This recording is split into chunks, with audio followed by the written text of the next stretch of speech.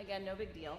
He's joining us today to discuss insights from the tech job market and the impact on recruiting. Thank you so much, Art, for being Thanks for having today. me. Thank you very much, Lindy. Thanks, everybody, for having me here. I do want to say that I really appreciate the fact that Lindy has made this all possible. And it was Lindy and Evan's concept 3 years ago to start this conference, which is very unique, the only conference of its type to essentially bring together all these folks that are in the recruiting space for cleared professionals. So it's wonderful to see so many people in the room today.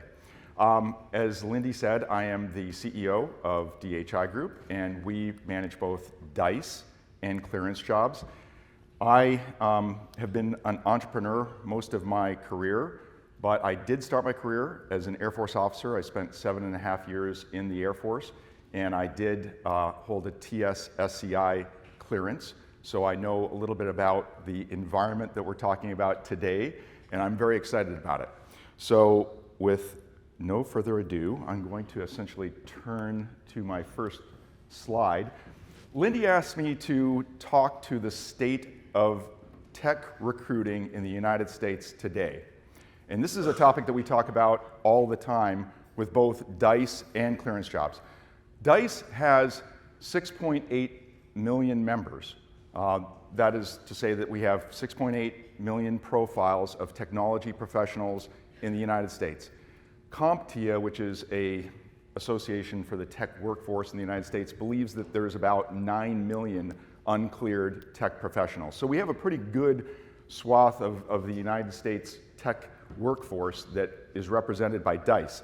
And so when Lindy asked me to talk to the sentiment of the workforce, I went back to a pulse report that we did literally in the month of June. And you can see the statistics here, and you can see the report online. You could go to DICE at any time and see any one of our reports there.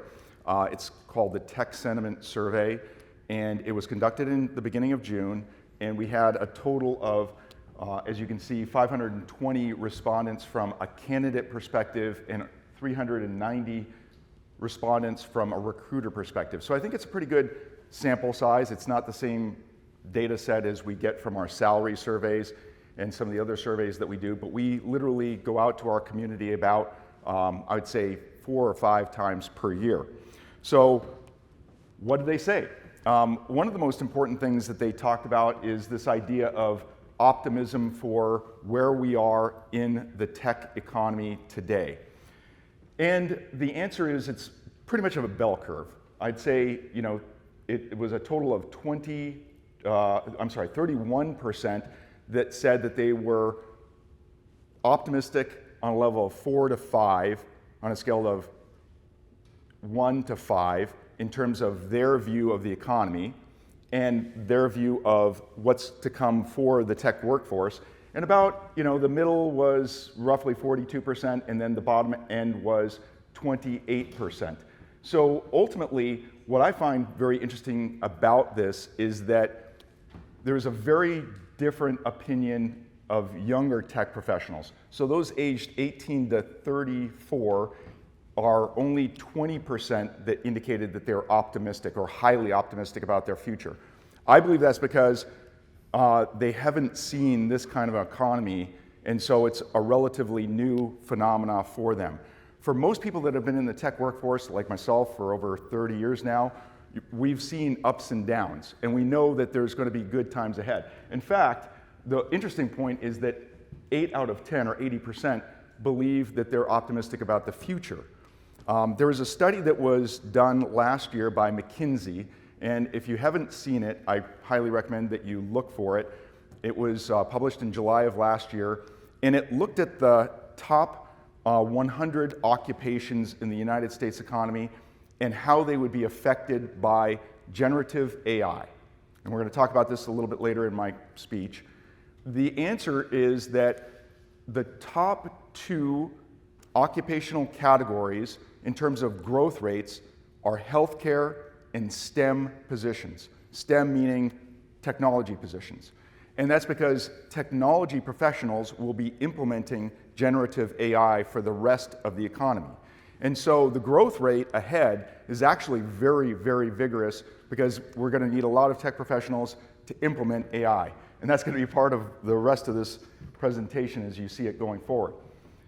In terms of HR professionals, it's very interesting. 79% maintain a very positive outlook on the current state of the economy. Only 4% of the recruiters that were surveyed indicated that they had lost a job compared to a much larger number for the tech workforce. And then 70% of HR professionals believe that there's a higher demand in the second half of this year. And this is before the Federal Reserve cut interest rates. So again, this survey was back in June, but there was high optimism that there's going to be a higher demand and higher number of tech hiring. Now, I'd add to these statistics by telling you that we look at this one data resource called Lightcast. Lightcast scrapes all of the career sites across the United States and can tell you how many tech job postings there are in any day of the week, any day of the month. And so we know that the number of tech job postings in the United States hit an all-time low of 142,000 in December of last year. And then it's rebounded to about 211,000 in the month of August. Now, that's nowhere near what's considered normal. Normal is about 300,000 new tech job postings every single month. But it's rebounding right now. And we're seeing those trends playing out. So there is an increasing demand environment for tech professionals, but it's slowly improving. It's not a V-shaped recovery like we saw in 2021, 2022. The other really interesting signal that we see from Lightcast, and it's specific to this chart, is to say that if you look at the number of tech recruiter job postings, everybody that is in this audience, the number was pretty static, around 80 new tech job recruiter postings in the United States from about October through July of this year. In August, it doubled to 160. Now that's, not one data point doesn't make a trend, but it's pretty interesting to see that there is an increased number of tech recruiter postings in the United States right now. And we're going to be following that very closely, especially at DICE and ClearanceJobs. But that's to say that we believe that that's a bellwether for the tech hiring environment. You only need more tech recruiters if you plan to hire more tech people. So let's go on to this next chart, which is to talk about remote work. And this is a difficult topic because I know a lot of people in this audience can't consider remote work. I mean, there's a lot of people that have to be in SCIFs, and I used to be in a SCIF for a period of time in my Air Force career, so I understand what that means. But I'd say that most significantly for the overall tech population in the United States, 9 out of 10 tech workers want to have flexibility in terms of their work environment. And you can see the statistics on the right-hand side of this. 40% of all tech workers in the United States aren't asked to come into an office at all. Like, they are not mandated. But there is a difference in terms of what's playing out between what employers want and what tech work professionals want.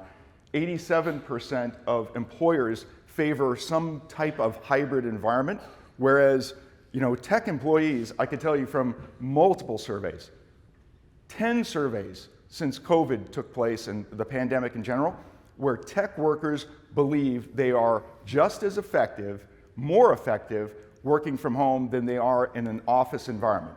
They also know that it is less costly for them because they don't have to commute. They also know that commuting 1 hour each way, which is unfortunately symptomatic of the United States in most larger urban areas, actually just destroys your work-life balance. So they want a remote, or they want at least flexibility in their work-life environment. Let's talk about burnout. It's kind of interesting. This one first statistic, 31% of tech workers believe that they have experienced burnout. That is a statistic that is consistent prior to the pandemic. So nothing has really changed. Like, if you looked at the statistics in 2018, 2019, 2020, everybody believes that they're burned out. Or at least a third of the population believes that they're burned out. But I think it's more important to say, what causes burnout? What are the factors that contribute to what they experience? And the top factors are always consistently the same. They don't believe that they're compensated properly. They believe that they might be in a toxic work environment, and they believe that they should have better recognition. And there are things that everybody in this room can, compensate for. Probably not a toxic work environment if you have a toxic work environment, but you can probably talk about pay, and you could recognize people better. And I think every company that is a successful company praises and recognizes people for good work. When we think about what that means in terms of the recruiting effort, one of the important signals that comes out of all of our surveys, all of them consistently, is the importance of branding, the importance of talking about your culture. If you think about a tech workforce environment that has been consistently in short supply for 20 years, and literally, if you think about the tech unemployment rate being half of the United States unemployment rate at any point in time, tech workers can get it all. They can get the compensation that they want, they could work for the company that they want, and so they're very motivated by the idea of working for a company that they believe in the mission, the culture, the values that it represents. And that's actually one of the things that is great about this group of people here. When you think about DICE, the platform that is the other part of DHI Group, we have customers like Geico. We have customers like Home Depot, Bank of America, multiple customers that are large customers, Ford Motor Company. Those are more difficult missions than saying you're defending the United States. So the one positive of being in the cleared environment is there is a very compelling mission. And tech workers want to be part of a compelling mission. So if there's any big takeaway that I'd give you is to really put a spotlight on the fact that the mission that you're on actually makes a difference, and that's super important. 96% of HR professionals say alignment with the company's vision, mission, values influences hiring decisions. 96%? That's 100%, like you could round up. And then the other really important survey question that was asked in this survey and multiple surveys in the past, would you apply for a role at a company that offered you higher pay but had a bad corporate and/or culture reputation? 70% said no.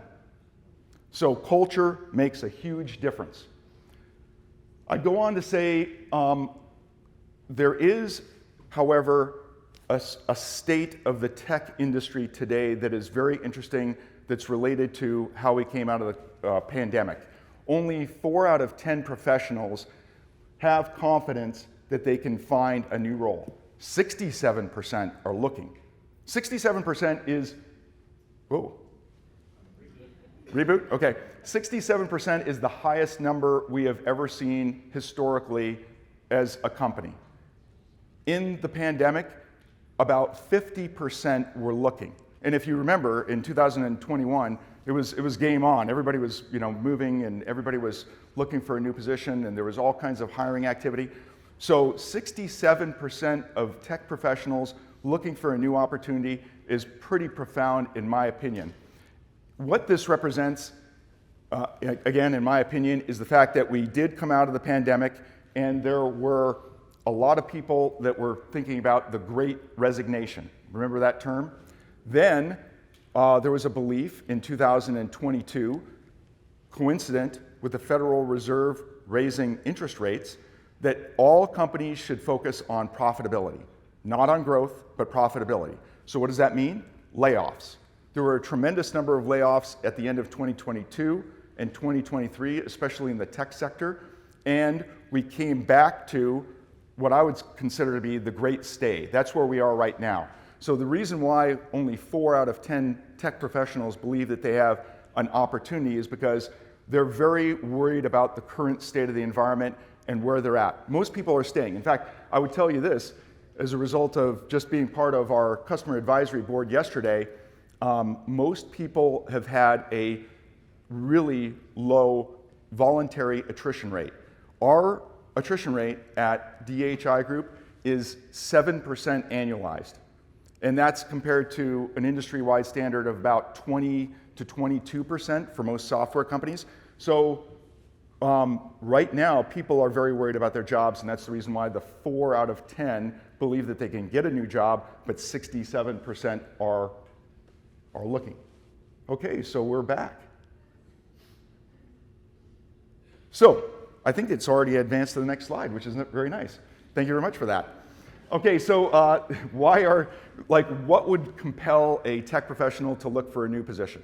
So again, these answers are very consistent with what we've seen in the past. Most people are looking for better compensation, more responsibilities, or more benefits. One thing that I would tell you is that it's very prominent in the tech industry, and everybody probably knows this here, that people really think about their skill set when they're moving to a new position. I always like to say that the half-life of any tech skill is about 5 years. So when I came out of the Air Force Academy, I was programming in Fortran. I can guarantee you there's not a single job on the DICE platform for a Fortran programmer. So when people are thinking about shifting jobs, they're thinking about going to a project, a new initiative, a new program where they can learn. So that's very important in addition to compensation and, as I said earlier, mission. Let's shift to HR professionals and specifically the notion of AI. So I'm going to turn the tide of this conversation to talk a little bit more about artificial intelligence and how important it is to the future of everybody in this room. Pretty interesting. Again, this is a June survey. 46% of our HR professionals on the DICE platform were recruiting for AI roles. And 82% expect that amount of activity for AI roles to increase in the future. You can see the third bullet says that they don't feel as confident hiring for AI professionals, probably because, as somebody said yesterday, somebody can be using ChatGPT to answer their questions in an interview session, which is kind of pretty interesting. This is a validation, the fact that AI is a real phenomena. This is a percentage of all tech jobs that are associated with AI. And AI, incidentally, for DHI purposes, resolves to 16 different types of actual skill sets or titles. So when we say AI, AI is an umbrella term. AI has been around for a long time. I mean, we've used AI at DHI Group for DICE, and we have a patent that is associated with our search technology associated with AI, like for at least 15 years. But AI equals machine learning engineers, data scientists, data engineers, a whole bunch of different types of positions that are interacting with the ability to essentially deliver what you see in ChatGPT and other functions. But the bottom line is, since 2018, the percentage of AI positions has grown from 5% of total tech jobs posted to almost 20% today. And what's interesting about that, as you surmise, if there's a supply-demand imbalance, what happens in economics? The prices go up. And so this is a very interesting study that was just completed by PwC literally a month ago, and it's a pretty decent data set since it's 500 million samples. They looked at 500 million job postings around the world, and they figured out that on average, if you were posting for a position and it required AI as a core skill set, you commanded a 25% premium.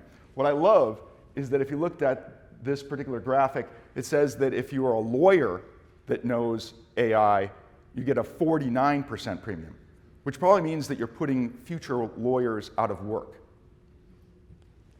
But inevitably, this question of, are people going to be extinct?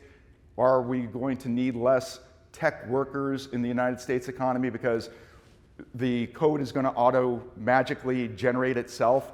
I can tell you, being a coder myself for many years, that that is not true. that ultimately we've had a lot of different types of tools that have edited our code, have documented our code, have improved our code over the course of time. Even at DICE and DHI Group, we've had the equivalent of generative AI coding tools for multiple years now. And so it's a tool. It's a tool that essentially makes us much more efficient. And the graphic here in the right-hand side of this chart says it all. It's kind of amazing if you think about the fact that in 1870, 50% of the United States population was working on a farm.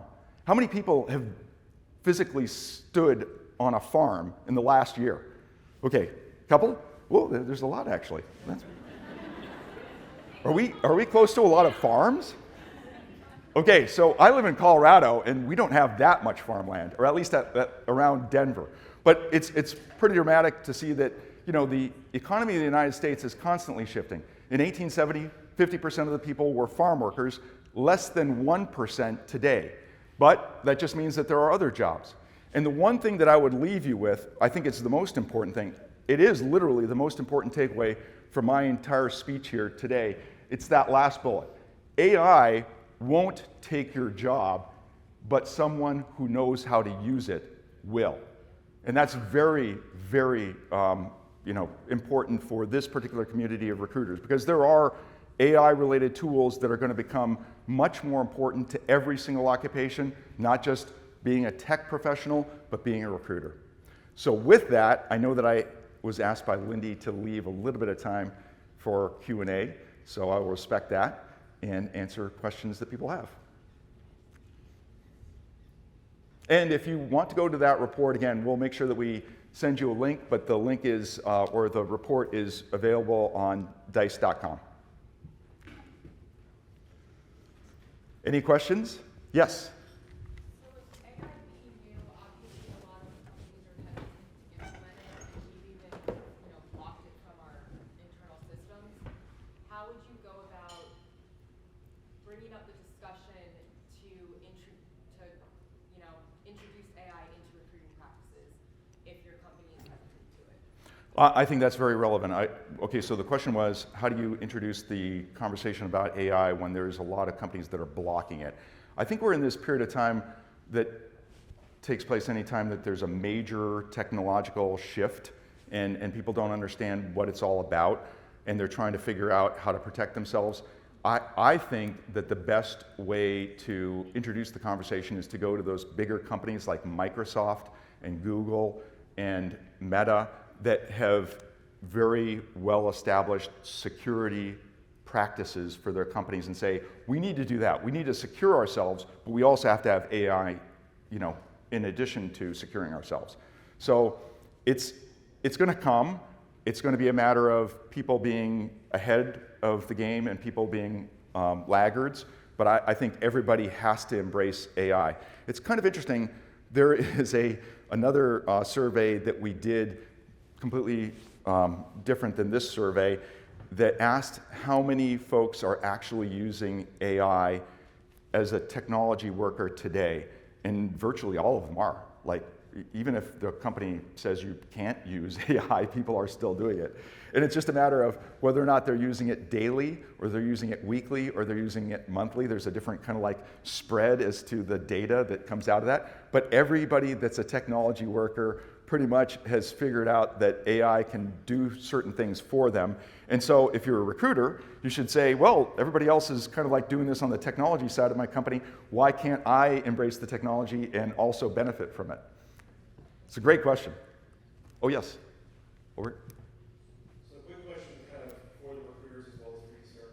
Are we still in a space of AI kind of emergence where companies that are hiring for these AI-related roles can still incentivize newer workers and newer employees to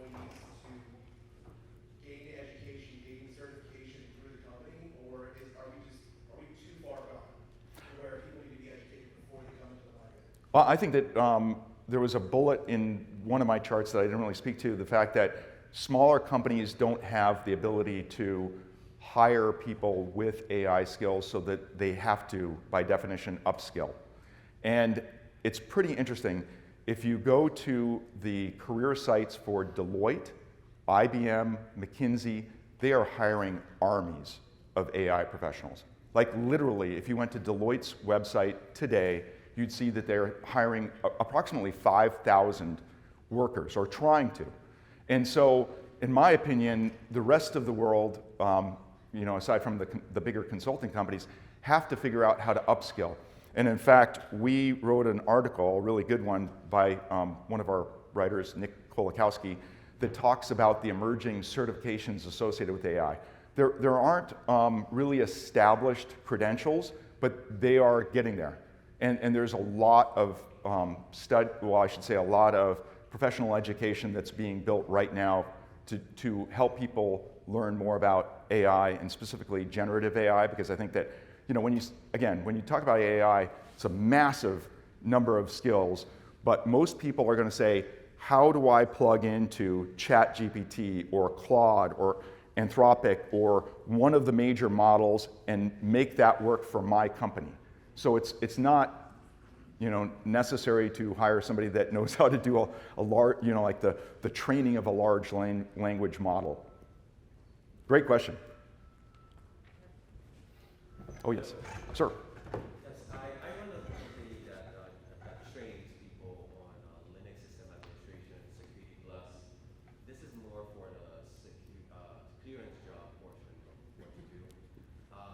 We find it very difficult, and we're trying to crack the code of helping people clearable, interested in getting a clear job after our training to transition into a clear job.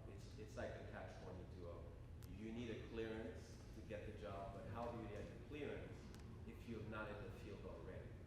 So we are trying to understand, as the training center, how to support our students to get those jobs that I see on clearance job every day going on film for months, but we don't have the key to helping them, break that cycle. Do you have any thoughts on that? So that is a great question. Actually, we had a wonderful dinner with Sue Gordon last night. Bob mentioned Sue Gordon in the earlier speech, and she talked about the fact that we have a problem with having the right number of people with clearances in the United States, and we need to reduce the barriers to getting a clearance. She would like us to be an advocate as ClearanceJobs to essentially approach the government and suggest changes. I hope we can do that. She said that with a new administration, maybe that's all possible. I think that the only breakthrough that I would suggest for you is to talk to people that are leaving the military that already have their clearance. Like obviously, yeah, I was going to say that if you're a military veteran, you're departing, you're transitioning to civilian life, you have your clearance for a number of years, and so that makes it a lot easier to essentially, make that transition. But working on the system to reduce the number of days, the number of complications to getting a clearance, that is a big United States-wide problem. And again, we're trying to figure out how we can become an advocate for solutions in that area. And I personally think that we need the solutions. I mean, we don't have enough cleared candidates in the United States. And those jobs are going on field. It's not like Yeah, no, there is. my candidates are right candidates for these jobs, but there's that barrier. It is no question a barrier to essentially getting that clearance in the United States. And we're hopeful that we can have some good ideas. Lindy has plenty of ideas. Oh, yes? So this question actually is kind of a good piggyback to that, but a little different. So from your perspective, DICE vantage point, what do you think is the tone or the reason for the tone of a decreased interest in candidates wanting to obtain clearances? Because I believe we're seeing that across the industry, and I wasn't sure because DICE offers, of course, both non-cleared and clear job opportunities. If you have a perspective on that. I don't have a data-based perspective, like why there is a diminished interest. I think that psychologically, a lot of people conflate working for the government with politics.